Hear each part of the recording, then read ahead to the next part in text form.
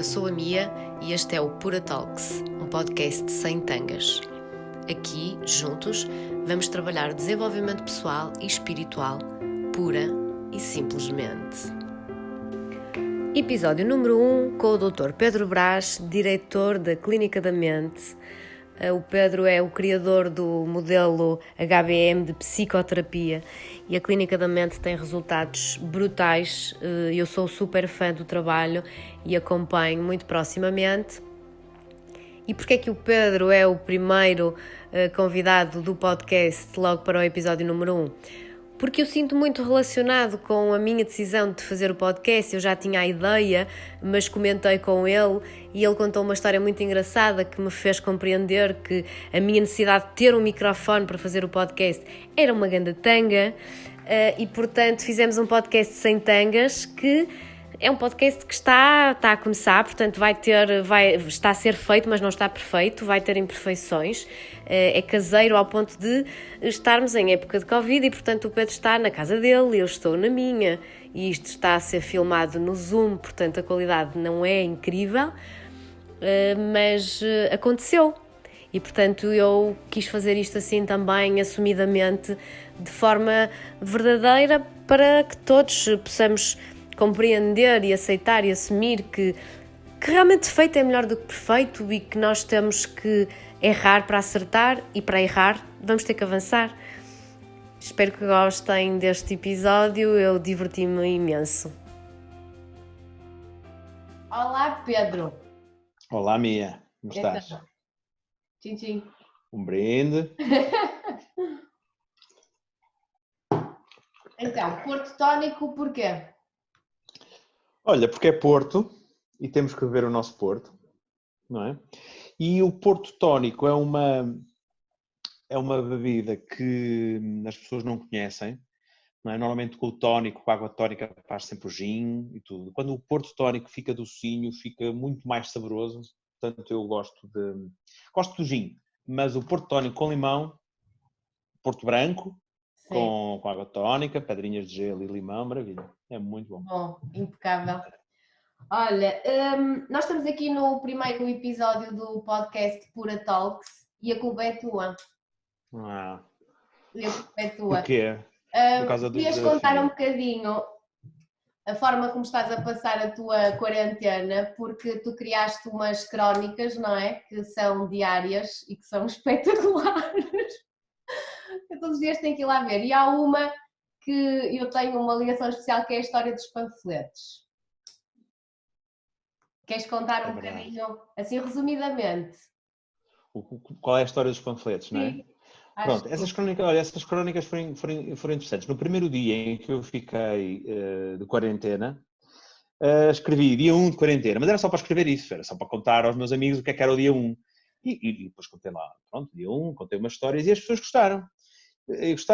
E eu assim, pronto, olha, o dia 2 é assim. Bom, agora já vou no dia 36, e pronto, não consigo parar de escrever porque as pessoas querem que eu continue a escrever sobre estas experiências. E aproveito, olha, vou contando um pouquinho também da minha experiência pessoal, de alguns pensamentos que tenho, enfim, enquanto as pessoas gostarem vou escrevendo.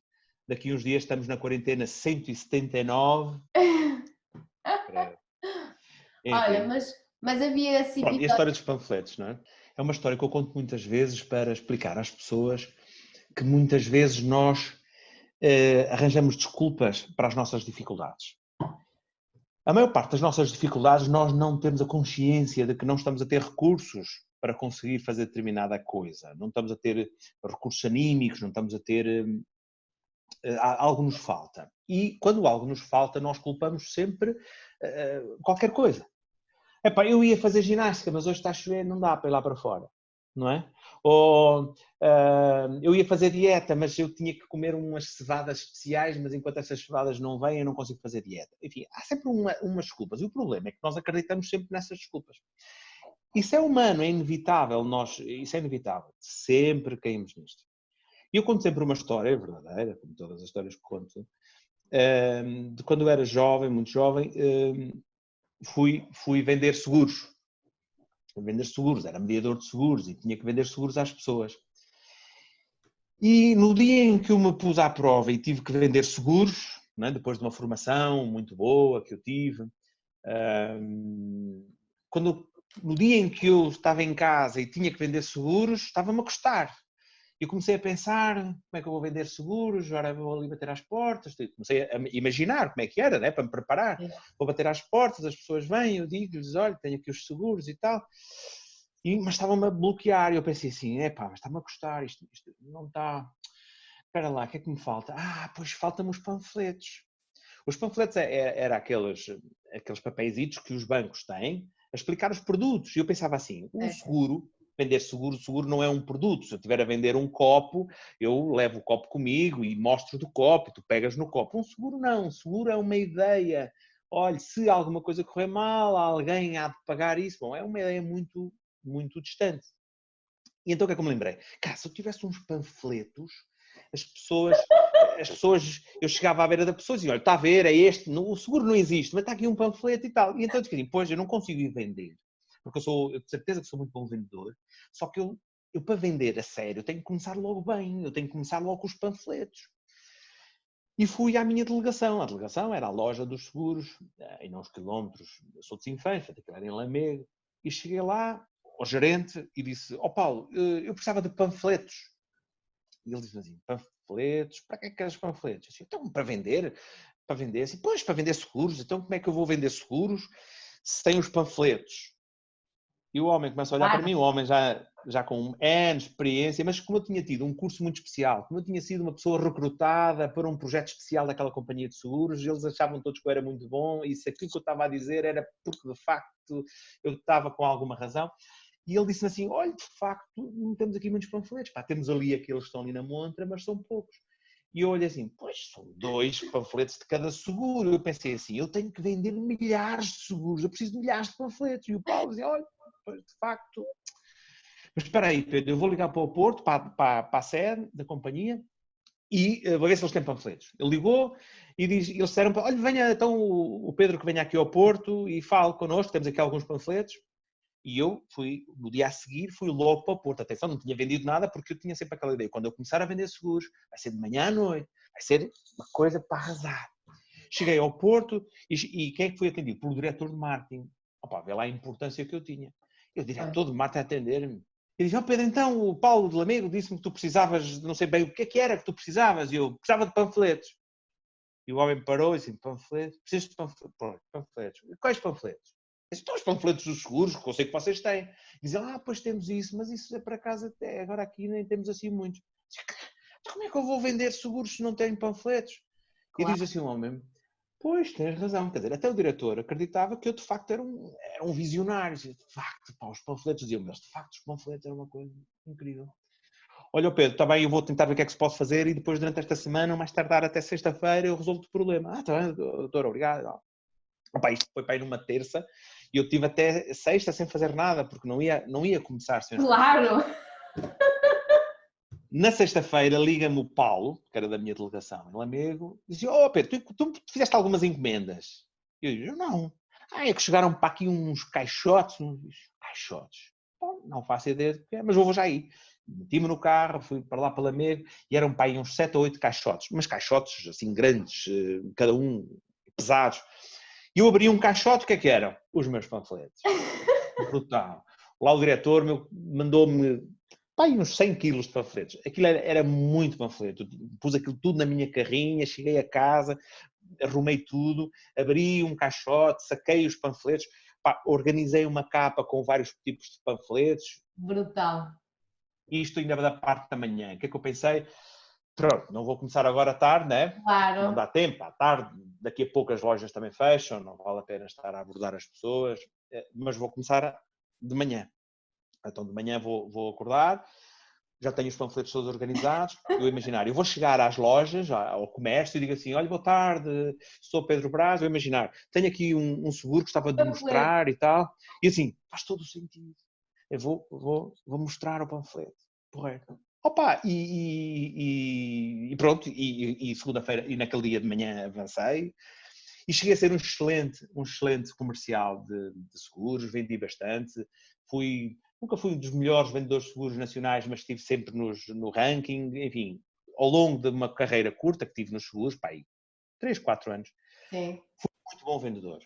Pronto, e a vida avançou para a frente e tal, e saí dessa atividade, meti-me noutras, e uma vez a minha mãe liga-me e diz-me, ó Pedro, tens aqui umas caixas, pá, se tu não precisares delas eu vou queimá-las. Eu disse, oh caralho, a minha mãe gosta de queimar coisas, não, deixa-me lá ver o que é que foi. É pá, de repente fui lá, fui à garagem e disse, que caixotes é que queres queimar? Estão estes caixotes aqui há tantos anos. Já tinha passado para aí 10 anos. Eu assim, caixotes, que caixotes são estes? Bom, abri o primeiro, abri não, já estava aberto o primeiro.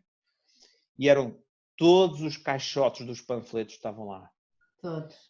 Só um é que estava aberto, os outros estavam todos fechados, e o que estava aberto faltavam muito poucos. E foi naquele momento em que me caiu a ficha. Porquê? Porque eu percebi, assim, bolas, eu para vender e para ser o melhor vendedor de seguros, não precisava de panfletos. Os panfletos foi algo que eu imaginei que me estavam a minimizar o medo de fracassar, o medo de ser rejeitado pelas pessoas. Percebes? Sim. Porque, e esta história eu conto muitas vezes, e nas minhas empresas toda a gente sabe o que é os panfletos, não é? Porque esta é a piada dos meus grupos, assim, queres arranjar um panfleto, estás a arranjar um panfleto, não é? Porque, e de facto esta história eu conto muitas vezes porque as pessoas agarram-se aos panfletos, percebes? E acham que aquilo é verdade. Não é? Por exemplo, eu não vou fazer ginástica porque está a chover ou porque não tenho aquelas sapatilhas, porque tenho que comprar umas sapatilhas primeiro. Sim, exatamente. Sabes? E qual é o grande problema nosso, do ser humano, quando se agarra aos panfletos? É que para mesmo. E para confortavelmente. É que se tu não fazes alguma coisa, mas não tens justificação nenhuma racional para parares, ou para não fazeres, tu ficas mal contigo e tu próprio mexes-te e vais com autocensura, autocrítica, depois acabas por fazeres, porque começas a racionalizar que estás errada. Mas se tu tens uma crença errada que te está a parar uma ação, tu ficas confortável. Porque, não, eu não posso fazer nada porque eu não tenho dinheiro. Isso, falta-me dinheiro. Como é que eu vou fazer um podcast agora se eu não tenho uma câmara HD que filma em 4K? Não posso fazer um podcast assim, não posso. E se tu acreditas nesse panfleto, tu paras mesmo, começamos a pensar na nossa miséria, que não temos sapatilhas, na nossa miséria, que não temos um carro, que não temos 1000 euros, é uma miséria, não temos 1000 euros, e alimentamos este bloqueio. Então, é importante nós percebermos que os bloqueios nos param. Mas a outra parte desta história, que também é verdade, é que não conseguimos evitar de fugir aos panfletos. É muito difícil fugirmos aos panfletos. Então, qual é a regra que eu utilizo para mim, para as minhas equipas? É, se eu não consigo parar, porque muitas vezes, eu próprio, tenho mesmo dificuldade em perceber se aquilo é um panfleto ou se é uma razão válida. Exatamente, exatamente! Era isso!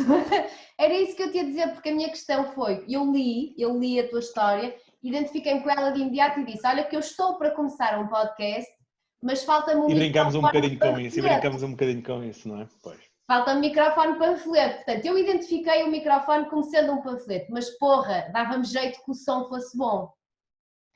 Portanto, depois tu disseste assim, então bora lá, vamos fazer isso e no eventos e tal.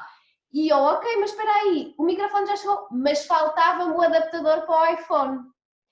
E eu ainda por cima penso assim, eu já tenho o microfone, mas não liga, caramba, agora também não vou morrer na praia, vou esperar, vou encomendar um adaptador e vou esperar. Portanto, é isso que estás a dizer. Percebes o que é um panfleto ou não? E quando é que o panfleto é mesmo importante? Mas depois há outras frases importantes, que é, vê só, feito é melhor que perfeito. Sim, sem dúvida. E há outra frase muito interessante, que é, primeiro faz, depois melhora. Exatamente, exatamente. Tá? Portanto, nós agora estamos aqui a filmar em Zoom, depois vamos ter que... Com uma má qualidade, enfim, é uma qualidade que não fica muito bem, porque se nós estivéssemos à espera que acabasse a quarentena para nos filmarmos com umas câmaras 4K maravilhosas, com uma luz linda, daqui a 5 anos estávamos à espera das condições ideais. Exatamente. E eu acho que é assim, depois podemos fazer outro episódio no meu consultório, tipo com tudo de bom, daqueles microfones grandes e tudo, mas sem esse não ia acontecer, não é? Esse episódio não ia acontecer sem este, então... E é mesmo estas duas frases muito importantes, que é feito é melhor que perfeito e primeiro faz, depois melhora, sabes? Porque isto nós quebramos todos, porque quebramos na nossa execução, o nosso medo em falhar, o medo de ser mal avaliados, estes medos todos bloqueiam-nos. Então nós temos de ter um mindset proativo. Faz-se de qualquer maneira, o que importa é fazer. Temos muito tempo. Repara, ao fazer isto vai sempre haver falhas. Muito embora eu seja apologista de assumir as coisas como são e não sei o quê, mas vai sempre haver falhas. Ora, eu vou tentar fazer perfeito. Imagina que eu demorei imenso tempo a fazer perfeito. E eu vou sempre ter falhas, então mais vale fazer logo, porque é preciso detectar essas falhas para fazer então perfeito, não é? Então, começa logo comigo, porque se der para acabar este episódio, ou seja, se der para eliminar isto, não faz falta no teu arsenal, percebes? Exatamente. Fizeste bem escolher-me. Eu sei que o teu convidado especial vai estar no 5º episódio, eu já sei disso. Porque esse já tens que estar no ponto. Claro, eu compreendo porque é que eu sou o primeiro convidado. Mas também muito engraçada é a história e para veicular o potencial do podcast, que eu conheci-te através de um podcast e eu acho que isso também é super interessante. Então, eu estava a ouvir, foi um dia que eu lembro-me que, não estava assim, a minha vibração não estava ótima, acontece, e eu, vou correr e hoje precisava mesmo de ouvir uma coisa inspiradora, mas porra, já corri todos os podcasts, não há. E andava ali à volta das coisas do Pedro Vieira, porque acabo por fazer tudo em casa a ouvi-lo, ouço vários, mas gosto muito do Pedro e da Mia, e apareceu lá um fulano, vamos fazer, vamos não sei o quê, que eu achei aquilo brutal. Então eu paro a corrida ali no Rio, paro a corrida para começar a redigir um mail, porque aquilo estava a sair, não é? E chateei-te a um domingo. Pois foi. Não me chateaste nada, mandaste-me um e-mail. Mandei um e-mail, depois fui ao chat, fui não sei onde. E tu que não me conheces de lado nenhum disseste, já vou ler o mail. E leste, e depois disseste que tinhas meia hora para levar comigo e foi 1h30 e conhecemos. E isto é o poder de um podcast, porque nós acedemos ao conhecimento e podemos aceder às mentes que nos estão a trazer esse conhecimento. Portanto, tudo é possível. Sim. É. E sabes que esta globalização, que não iniciou há muitos anos, percebes? Porque já há ferramentas globais de comunicação global há anos, não é? Há 10, 15 anos. Mas, de facto, esta globalização da tecnologia, ou seja, a globalização que a tecnologia nos está a permitir, os podcasts, os YouTubes, estas partilhas todas de informação, está-nos a facilitar o contacto com pessoas, com informação que noutros tempos era impossível. E é muito importante esta velocidade com que nós estamos todos em contacto uns com os outros e que conhecemos coisas. E porque nós conhecemos há pouco tempo, mas é uma coisa, a quantidade não faz qualidade. E como és uma pessoa super verdadeira e muito criativa, eu gosto mesmo de trocar ideias contigo. E eu ando aqui a cutucar as pessoas com uma ideia e ninguém me dá uma resposta. Então. Já também não vais dar, mas pronto. Eu pergunto assim, o que é que vocês acham que os nossos filhos ou os nossos netos, não é? Que mundo é que eles vão conhecer? Que hábitos é que eles vão conhecer?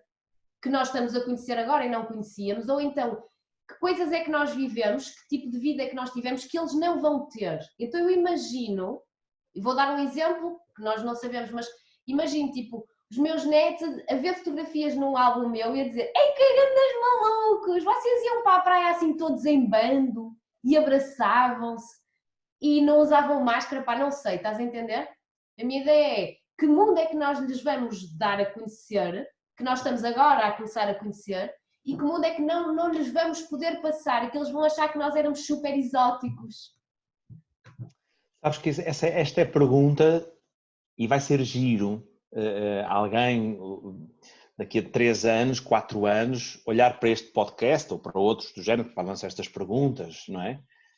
Porque, de facto, hoje é dia 22 de abril de 2020 e o mundo mudou há 35 dias e mudou. Ou seja, daqui a 40 anos as pessoas vão perceber que houve esta mudança. Olha, da mesma forma, eu vou-te explicar o impacto que teve. Caiu em 2002, né? Aquelas torres, as torres gêmeas. Sim. Esse evento, que foi pequenino em relação a este, foi pequenino, pronto, um edifício ruiu, matou milhares de pessoas, é verdade, foi lamentável, enfim, foi um atentado terrorista. que em termos da dimensão da crise de agora é minúscula, o impacto que teve. Os bancos mudaram todos. A sociedade mudou, o clima geopolítico mudou, por causa de duas torres que caíram. Tá? E as duas torres, comparada com a crise que hoje estamos a viver, não tem nada a ver. Só que, a 22 de abril, nós ainda nem sequer sabemos o que vai ser a crise. Percebes? E este é que é o grande problema. Porque a crise sanitária está a terminar. Está a terminar porque, pronto, o grande problema desta crise é os hospitais não terem a capacidade para trabalharem com o pico das pessoas com esta gripe. Ou seja, claro que muita gente morre, isso é muito lamentável, mas até se compararmos as pessoas que morrem de gripe e as pessoas que morrem com este problema, bom, é mais ou menos igual. O grande problema aqui, que de facto é um problema enorme, que nos obriga a mudar, é tão veloz a propagação deste problema que as pessoas com mais dificuldades de saúde não têm hospitais e os hospitais enchem e então é preciso que a contaminação das pessoas seja numa curva mais baixa. Pronto, esse é o grande problema. Já estamos numa fase a terminar, esse problema vai estar lá. A questão aqui que nunca antes foi experimentada e que vai abanar com tudo é a crise económica que ainda nem sequer surgiu. Vai começar a surgir agora. E esta crise económica é que nos vai trazer uma mudança de todos os paradigmas que nós estamos a viver. Porque a máquina parou. Sim. Desde que o homem começou a trocar vacas por galinhas e feijões por batatas lá no Paleolítico, que o comércio, a máquina da vida, não é? Da produção, da lei da oferta e da procura, sempre alimentou a nossa sociedade. Sabes? Nós não produzimos nada. Eu, pessoalmente, enfim, produzo algumas coisas, mas eu não produzo o que como, eu não produzo o que bebo, eu não produzo nada do que me é útil de primeira necessidade. Sabes? Nem ninguém. Ninguém produz tudo, ou ninguém é autossuficiente. Porquê? Porque a sociedade organizou-se nesta máquina do consumo e da produção.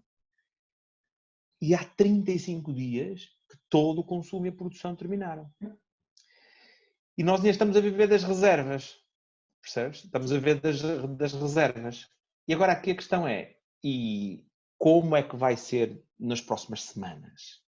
É que de facto ninguém sabe como é que o Estado se vai reorganizar, nem o problema, mas agora o problema é, ninguém sabe como é que o Estado vai fazer, nem qual vai ser a resposta no futuro, nem o que é que vai ser em relação à saúde. Será que isto vai ser, até haver a vacina, que mais ou menos 2 anos, vai ser constantemente haver este perigo de contágio? Pois. Vai haver uma quebra? Enfim, é muito difícil de facto perceber o que vai acontecer. Agora, o que é fácil perceber que vai acontecer é que vai haver uma crise económica brutal. E nesta crise económica vai fazer muitas vítimas enfim. E as empresas vão mudar. Olha, uma das coisas que vai mudar, que já está, que mudou, é em 35 dias houve uma evolução de 10 anos em termos da tecnologia que as empresas utilizam. Percebes? Sim. Ou seja, todas as empresas, incluindo a minha, todas as empresas têm alguma resistência na comunicação online, na videochamada, e agora é o pão nosso cada dia. E para tu veres uma mudança de mentalidade enorme, e não sou só eu que mudei assim, eu acho que 50% das pessoas mudaram em 30 dias, que é, na minha empresa, a videochamada no telemóvel, o WhatsApp, Messenger e aquelas coisas todas já existe para há 10 anos. Sim. Mas eu raramente ligava em videochamada para os meus colegas. A videochamada para mim era só para as minhas irmãs que estão no estrangeiro, para a minha mãe que de vez em quando, pronto, tenho que falar com ela cara a cara, mas para ti, para os meus colegas, é tudo por telefone. Sim. Nunca me lembrava de fazer videochamada. E tu acreditas que hoje eu já não falo com o telefone quase para ninguém. Eu estou aqui sentado na secretária, falo com o Skype para toda a gente, com o Zoom, com todas as outras ferramentas, com o telemóvel falo para o WhatsApp para toda a gente, mas em vídeo. Okay, e as pessoas ligam-me em vídeo. Nunca me ligavam em vídeo, os meus amigos não me ligavam em vídeo, hoje não me ligam noutra coisa, sem ser em vídeo. Ou seja, isto para dizer o quê? Que o nosso mindset de adaptação às novas tecnologias foi quase que a mudança foi instantânea. E isso Teve que ser, não é? Teve que ser, e esta mudança da capacitação das empresas mudarem as suas formas de operar, pode ser interessante. Vê, a Clínica da Mente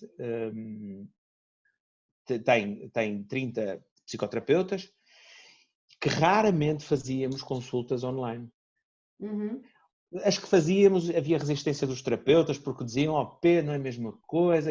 Os clientes também diziam, agora vou fazer a consulta, vou fazer o meu tratamento via de computador. Muita gente nenhuma, a gente paga, quer o serviço pessoal. Bom, há 30 dias que andamos com 100% de consultas online. A satisfação de todos os players, tanto dos terapeutas como dos pacientes, é fantástica. Quase toda a gente gosta. Há um ou outros mais resistentes, mas quase toda a gente gosta. A eficácia terapêutica é parecida ou igual à outra. Tá? Certo. Portanto, qual é a mudança positiva para empresas tipo a minha, por exemplo? Vê só. O meu mindset de empresário há 35 dias era, ok, eu vou crescer, eu quero crescer para levar a psicoterapia HBM para mais pessoas. Então o que é que eu tenho que fazer? Tenho que ter mais funcionários, tenho que criar uma clínica em Viseu, tenho que aumentar a clínica do Porto, tenho que pagar mais alugueres a sítios maiores, tenho que construir clínicas novas, e isso demora muitos anos e são coisas que nos bloqueiam. Neste momento, eu já estou a pensar sinceramente, olha, eu vou vender tudo. Vamos fazer só online? Certo, exatamente, sim. Não Até vou porque vender, agora vamos ter sempre... tu agora se calhar havia pessoas que estavam lá fora e que queriam os vossos tratamentos, mas não podiam estar presencialmente em Portugal, e que isso é um panfleto, não é? E vocês Era um panfleto nosso e deles, porque nós íamos, claro, não... mas porque a Por exemplo, necessidade aguça o engenho e vocês experimentaram, então já têm mais arcabouço para dizer, não é convencer, é para dizer, temos mais não, confiança. E funciona. temos mais confiança. Por exemplo, eu agora lembro-me de todos os meus clientes da Covilhã que para vir a uma consulta de 1h30 no Porto tinham que sair às 5 da manhã da Covilhã, perder o dia inteiro, estar ali 1h30, voltar outra vez de autocarro. Assim, por favor. Completamente. Que agora, passado 30 dias, a mudança de mentalidade que isto gerou, passado 30 dias eu penso, é uma aberração eu estar a pedir a uma pessoa da Covilhã para vir ao Porto. Mas o que é hoje uma aberração, esse esforço, há 30 dias era o normal, tem que ser, se as pessoas querem se tratar, depois têm que se deslocar, porque eu não estou lá, percebes? E Mas nisso, agora a mudança vai se sentir por aqui. Isto é só sim. é um pequeno exercício de mudança, mas Porque a mas necessidade vai aguça o mudar. engenho, nós tivemos que nos desenrascar, porque eu a esse nível, pá, montei um consultório todo bonito e não sei o quê, e no entanto eu já sabia, quase 75% das consultas já eram online, mas lembro-me, quando estava a estudar, de pensar sempre, opá, online não vai dar, eu quero a pessoa ali, estás a ver? Eu quero a pessoa ali, não sei o quê. Não é. E aliás, até há pessoas que, pelo facto de não estarem ali, se sentem menos expostas e conseguem online falar mais, porque parece que existe uma barreira só de segurança dos sentimentos e dos pensamentos imediatos, estás a ver? Não sei explicar muito bem. Eu própria, às vezes, quero dizer alguma coisa que possa melindrar a pessoa, e se estivermos com esta distância de ecrã, parece mais seguro. Então, tem os lados positivos, tem um lado positivo, obviamente. E para a psicoterapia, para o coach, eu percebi agora, só agora, de que a eficácia é melhor. E digo-te mais, nas minhas consultas, eu sinto que quando estamos em online, a conversa redundante não é tão visível. Ou seja, estou aqui sentado contigo, não estou na presença física, por isso vamos ao que interessa. Olha, pronto, muito bem, está tudo bem, não é? Ok, pronto, vamos trabalhar. Quando estamos em contacto físico, há sempre aquela vontade, aquela sala, de fazer a sala às pessoas. Percebe? Fazer aquela sala. Pronto. Mas eu estou a gostar. Na parte online. Em relação, e para terminarmos a ideia da mudança que vai acontecer, de facto, nós só voltamos a uma vida normal quando garantirmos que ninguém tem mais esta doença. Tem que haver uma vacina. Tá? Até havermos uma vacina, as pessoas não vão conseguir sair de casa, vão ter medos, vai haver uma paranoia coletiva, não tão grande como esta, mas vai haver.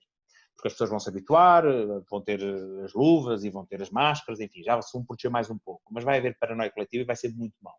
Mas mal haja a vacina, enfim, os nossos comportamentos virão para o normal, a não ser que surjam outras doenças, mas em princípio pode surgir, como surgiu esta, pode surgir outras, mas em princípio o problema sanitário vai se resolver. A questão económica vai se agravar nos próximos 2, 3 anos, vai ser muito mal, mas vamos encontrar um equilíbrio.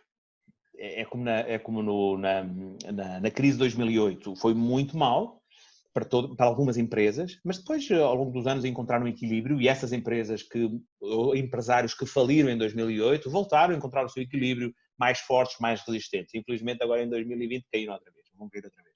Pronto. Mas olha, mas eu tenho vai-se aqui uma encontrar... questão em relação a isso. Achas que pode ser quase diametralmente haver aqui uma troca de sinergias em que se calhar aquilo que vamos sofrer a nível económico e financeiro poderemos desenvolver a nível de desenvolvimento pessoal, a nível de, portanto, houve aqui um momento em que nos sentimos todos muito iguais uns aos outros. Quando isto aconteceu foi de género, pá, o rico e o pobre agora são iguais. E houve uma aproximação das pessoas. Essa energia já está mais levezinha, mas quem tinha que e quem podia despertar, a nível de desenvolvimento pessoal, espiritualidade, relação com a família, amigos, não é? Sentimentos, despertou e agora poderá continuar um caminho. Então eu pergunto, isto será a moeda que nós temos que pagar? Uma troca, aqui uma troca por troca? Porque assim, se calhar eu até pagava. Eu não sei, sabes? Não sei, o futuro, não sei como é que...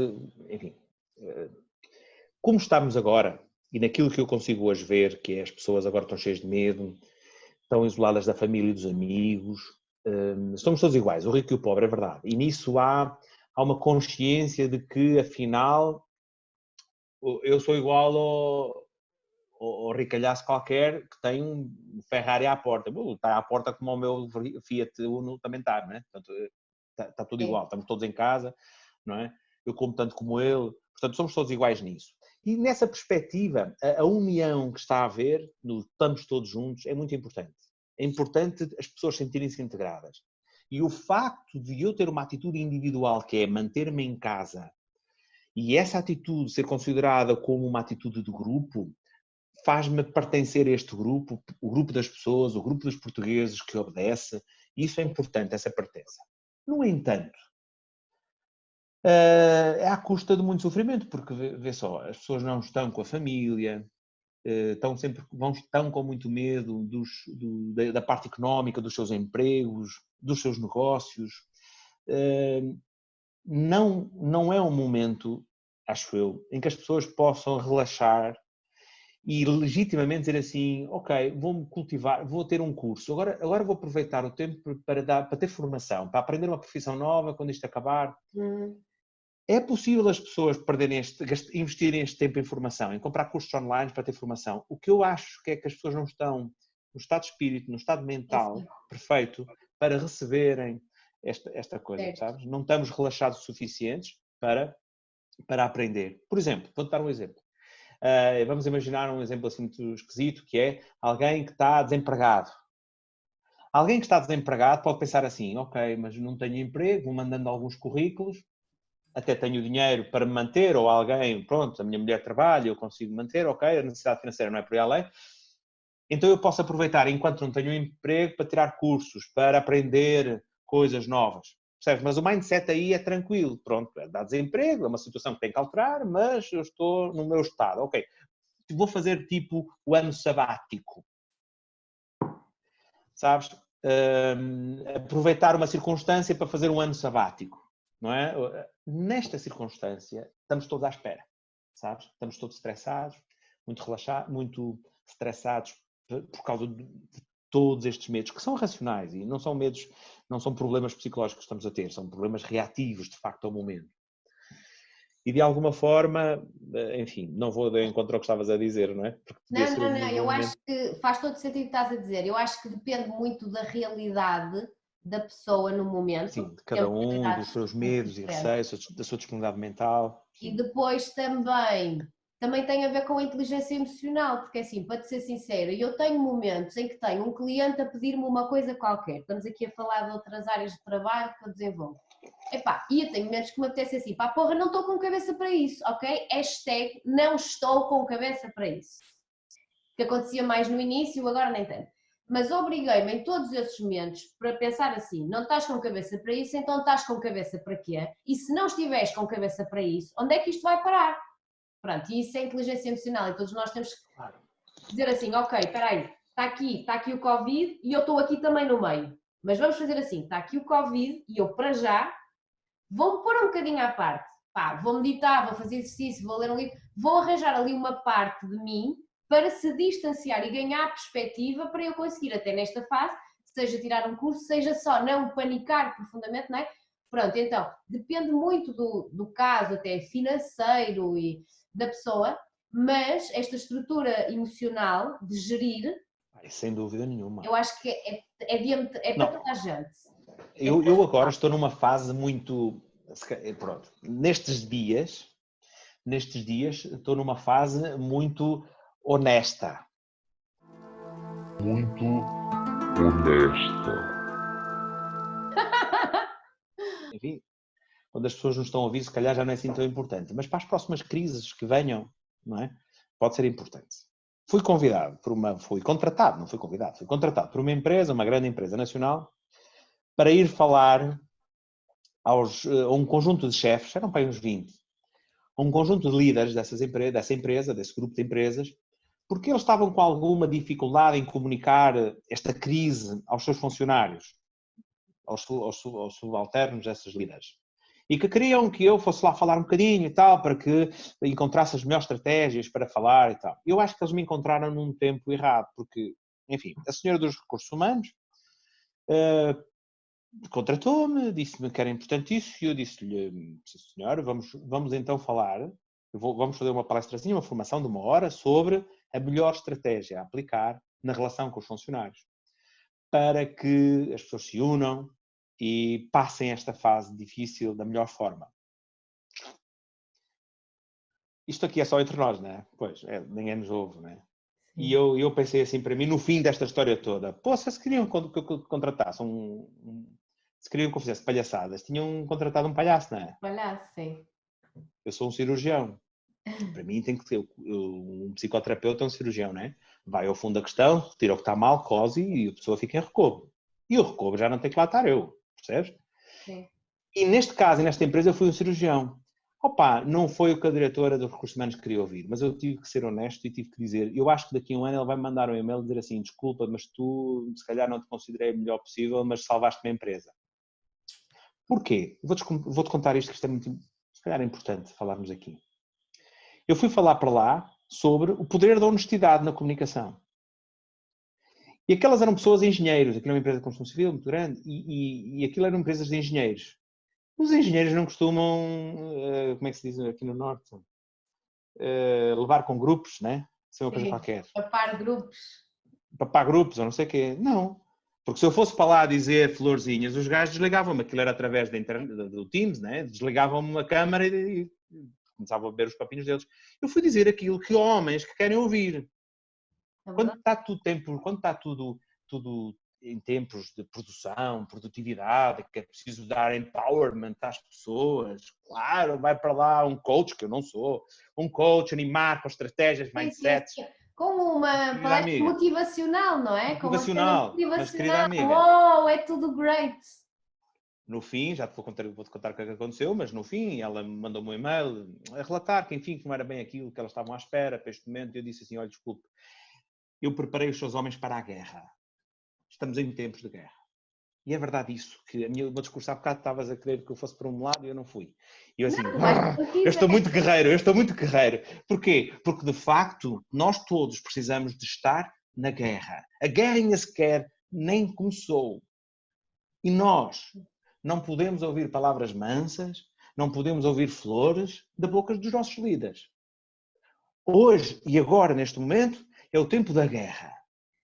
Eu já estou a ver a guerra. Quem me dera que esteja enganado. E daqui a 3 ou 4 meses podem dizer o Pedro é um pessimista. É verdade, mas eu prefiro estar eu enganado do que enganar as pessoas que me estão a ouvir. Sim. Opa, eu vou dizer uma coisa. Eu sou anti telejornal, notícias, eu sou anti, normalmente, porque a minha mãe diz que eu não posso ver as notícias porque sempre que eu vejo as notícias alguma coisa acontece, ok? Eu uma vez vi as notícias e havia um sítio no Peru que precisava de ajuda.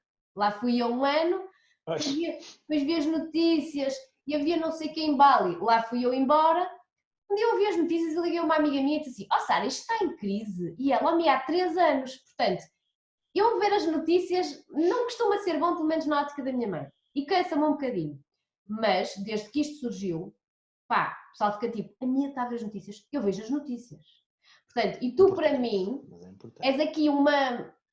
Sabes o botãozinho do forno que tu vais regulando? Eu vejo as notícias e depois ouço os coaches motivacionais e depois vou ler a tua crónica do dia. Pá, às vezes é denso, mas se a densidade for proporcional à realidade, está tudo bem. Agora, uma coisa muito levezinha, mas que depois levas assim uma queda a pique, abrupta, então eu prefiro fazer também, como é que é? Eu prefiro fazer também da minha vida um planalto, não é? Do que estar aqui a ver flores e depois... Isso.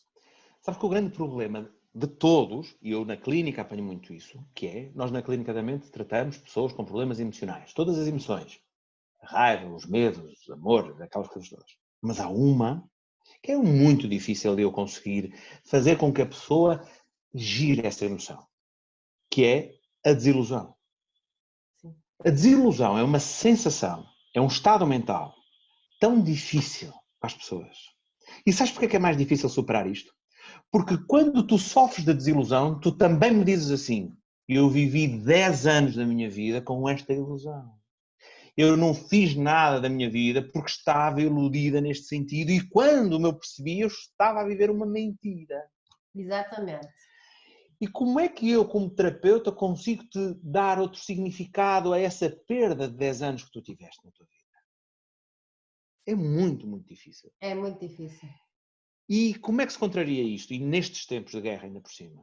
E eu agora estou nesta fase um bocado agressiva. Opa, mas eu acho que depois penso melhor... eu falei muito agressivo. Falei, mas acho que é isso que temos de falar. Eu falei assim, eu falo assim com os meus recursos, com as minhas pessoas, e eu sinto que os primeiros 5 minutos aquilo que eu digo é de choque, mas depois há um reequilíbrio, há uma aceitação muito rápida, porque é uma aceitação de uma verdade, sabes? Nós aceitamos bem a verdade.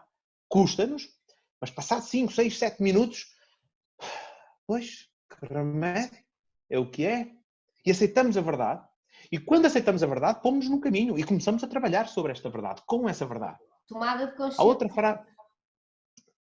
Há uma frase que... Então vamos voltar só um bocadinho, só para terminarmos esta reunião, em que eu disse às pessoas vocês sejam honestos com as pessoas. E sabem qual é a honestidade? Isto está mal, mas vamos ficar todos bem. Exatamente. Mas antes de ficarmos todos bem, ainda vamos ficar todos pior. Sim. Ou seja, todas as pessoas das organizações devem perceber que não está bem, porque ninguém é estúpido para entender que as empresas estão bem. Claro que não estão bem. Tem as pessoas todas em casa, não faturam nada. Então, o patrão não deve dizer às pessoas: não, isto aqui não se preocupa em nada. Quando alguém ouve um patrão dizer isso, eles pensam assim: bom, já foste à falência e estás a querer que a gente trabalhe mais um mês e depois no fim não nos vais pagar, óbvio. É óbvio. Ninguém é estúpido aqui, sabes? Então o que eu disse às pessoas, e é verdade, eu disse a eles, àqueles engenheiros todos, comuniquem com a verdade.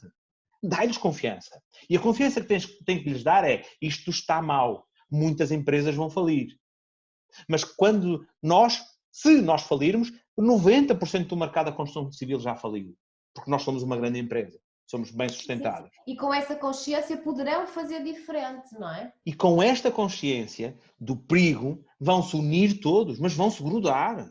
Tu nem acreditas, a Clínica da Mente, estamos toda a gente online em casa. Estamos muito mais grudados uns aos outros, a trabalhar muito mais do que estávamos antes. Exato. Porque agora há um espírito de uma união que toda a gente sabe, que é o que eu costumo dizer, o nosso navio já afundou. Amigas, esqueçam, o navio da empresa, e agora vou generalizar para todas, porque não é só o da clínica, enfim, mas os navios das empresas afundaram, esqueçam. Passamos 20 anos objetivos das nossas empresas, pôr a velocidade de cruzeiro, os objetivos cada vez melhores de um ano para o outro, e as empresas estavam em velocidade de cruzeiro, estava tudo fantástico. Esqueçam isso. Tudo afundou. O que é que acontece?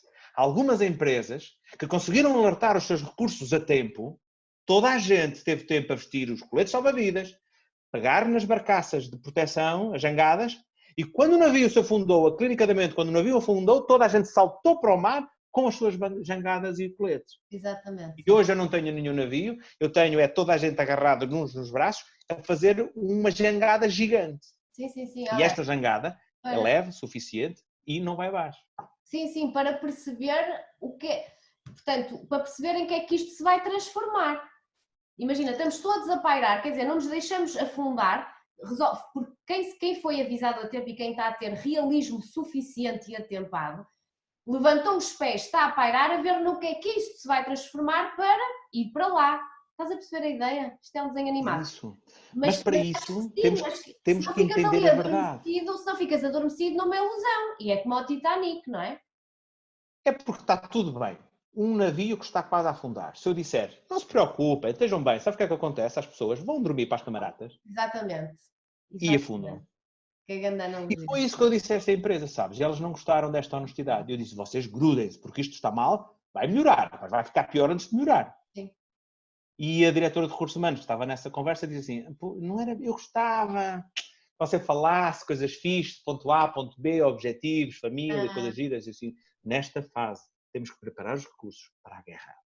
Certo, certo. E outra frase que eu te queria deixar passar, que eu queria te contar, que é muito importante também, que é o medo daquilo que nós esperamos não nos paralisa, mas alimenta-nos a força para a luta.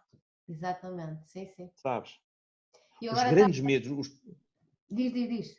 o problema de nós termos medo é bloquearmos. O medo é sempre positivo, porque o medo faz com que nós consigamos ir para algum lado. Sim.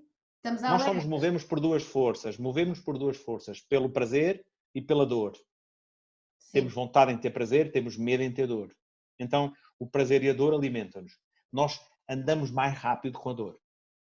E as empresas que têm a consciência de que isto pode correr mal, cada recurso, cada pessoa começa a pensar em estratégias para conseguir ultrapassar. Portanto, a minha mensagem agora, nesta fase da vida, estamos a 22 de abril de 2020, é importante sempre dizer isso porque eu digo às minhas pessoas, atenção, que eu sempre vos habituei na minha empresa que as minhas ordens, as minhas regras eram válidas para 1 ou 2 anos ou 3, eram à la longa. As estratégias das empresas eram feitas há 2 ou 3 anos. Agora, aquilo que eu digo que é para se fazer é válido até logo à tarde. Exatamente. Depois podemos ter que mudar, percebes? Porque a volatilidade de tudo isto é uma coisa muito, muito grande. Agora estava aqui a perceber também, existe uma analogia entre o que nós estamos a falar e o coaching transformacional.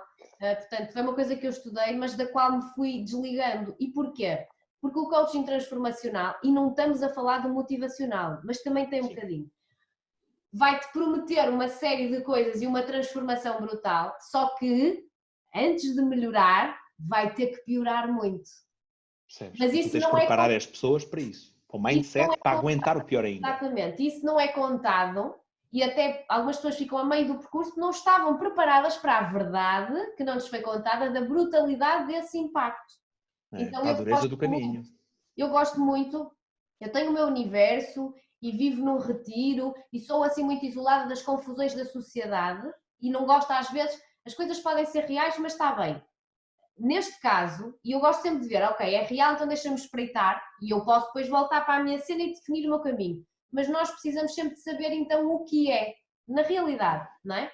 E não vale a pena estarmos com subterfúgios, porque eu acho que dói muito menos o impacto direto e logo, não é, com a realidade, do que a tal criação da ilusão.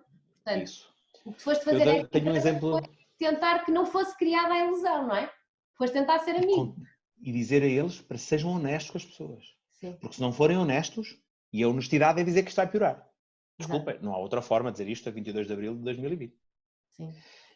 Vai piorar. Se os recursos não sabem que vai piorar, vão ser apanhados desprevenidos e vão se quebrar animicamente. Percebes? Sim, sim, sim. Nesta questão do caminho, da dureza do caminho, eu dou sempre um exemplo muito, muito interessante, que é as pessoas com a Fátima a pé. Ninguém parte do Porto para ir para Fátima a pé a achar que o caminho vai ser fácil. Não.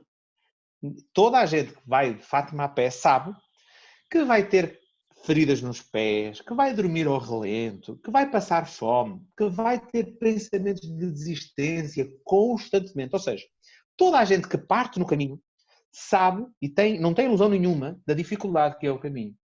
E sabes qual é o resultado que tem? Eu já falei com muita gente que foi a Fátima a pé. Eles disseram assim, sabes, Pedro, eu a certa altura, quando eu cheguei lá, dizia assim, bolas, tive feridas nos pés, mas não foi como aquelas que eu esperava.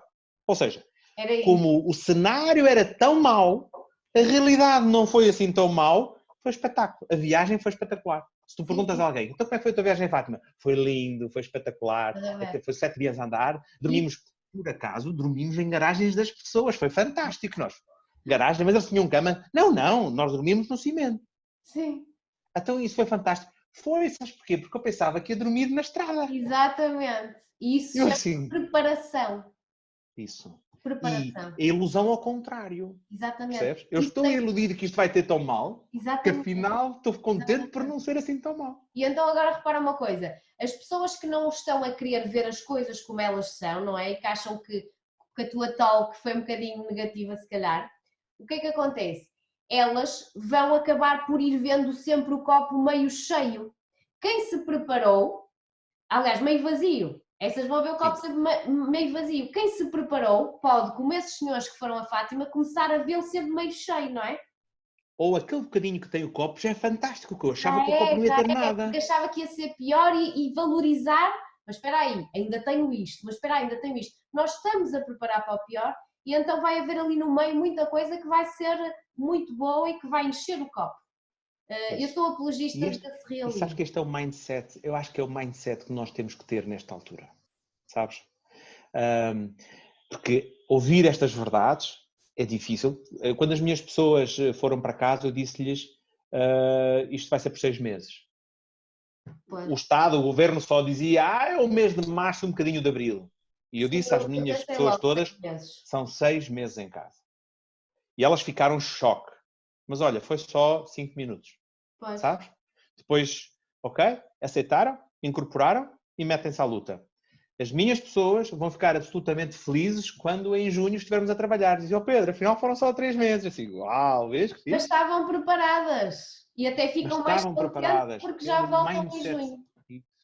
E é este mindset de resistência, de resiliência que nós devemos criar para superar estes momentos que são difíceis. Estes e os outros. As pessoas estão a ver o nosso Portalks, não é? Sim. Em 2040, por exemplo. Em 2040, na crise que está-se a passar, em 2040, pronto, este mindset funciona também para lá. Sim, completamente. Obrigada, Pedro, brutal. Pronto, Mia, obrigado por ter sido o teu primeiro convidado. Já sabes que o primeiro é melhor feito do que perfeito, não é? Portanto, exatamente. Não, eu sou o feito, agora os outros vão ser os perfeitos. É melhor real do que fake. É melhor uma realidade fria do que coisinhas mornas que são uma grande tanga. Aliás, porque o tag deste podcast é um podcast sem tangas. Por isso, pronto, olha, não te tinha dito nada, mas estiveste muito bem. Ana, obrigada, meu querido. Obrigada por ouvires até ao fim. Acredita que a inspiração para este podcast Pura Talks és tu. Se gostaste, partilha e subscreve.